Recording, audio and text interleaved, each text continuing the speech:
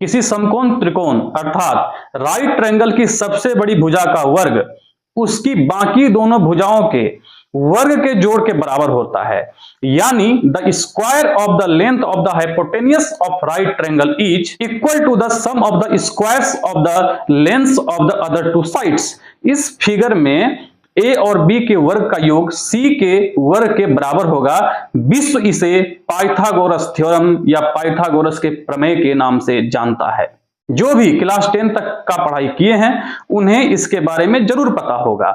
ये थ्योरम बहुत ही सरल दिखाई देता है, लेकिन इसका उपयोग छोटे कमरे से लेकर बड़े बड़े भवन बनाने में होता है। आज जो ऊंची ऊंची बिल्डिंग बनती है वो बिना इस थ्योरम के ज्ञान के संभव नहीं है। इसकी खोज का श्रेय प्राचीन ग्रीस के गणितज्ञ पाइथागोरस को दिया जाता है।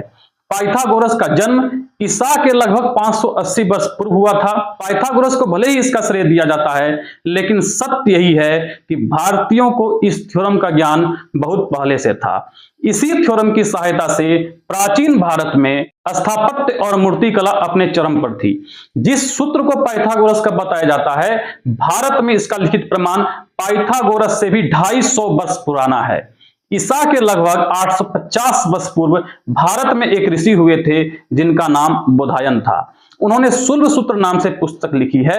यह भारतीय ज्यामिति का प्राचीनतम उपलब्ध ग्रंथ है। इसमें यज्ञ की वेदी बनाने की शास्त्रीय विधि बताई गई है और इसी क्रम में उन्होंने इस थ्योरम का भी वर्णन किया है।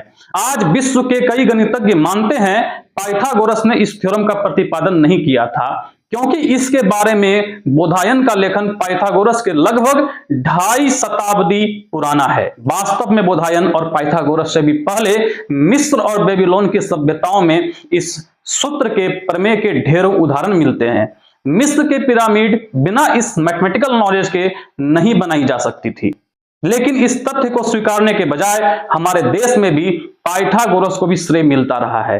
ऐसा मैकाले के प्रभाव वाली शिक्षा व्यवस्था के कारण हुआ है, जिसमें सारा जोर इस बात पर था कि भारतीयों में अपनी संस्कृति, इतिहास और ज्ञान विज्ञान के लिए कोई गौरव पैदा ना हो पाए। अब न्यू एजुकेशन पॉलिसी के अंतर्गत कुछ राज्यों ने अपने स्कूलों में सच पढ़ाने की पहल की है, जिसके अंतर्गत पाइथागोरस के साथ साथ बोधायन और शुल्ब सूत्र के बारे में भी बताया जाएगा, ताकि देश की नई पीढ़ी को पता चले कि भारत को ना तो मुगलों ने बनाया और ना ही 1947 में किसी राजनीतिक पार्टी ने।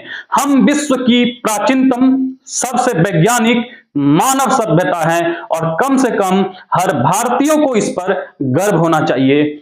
जय श्री राम।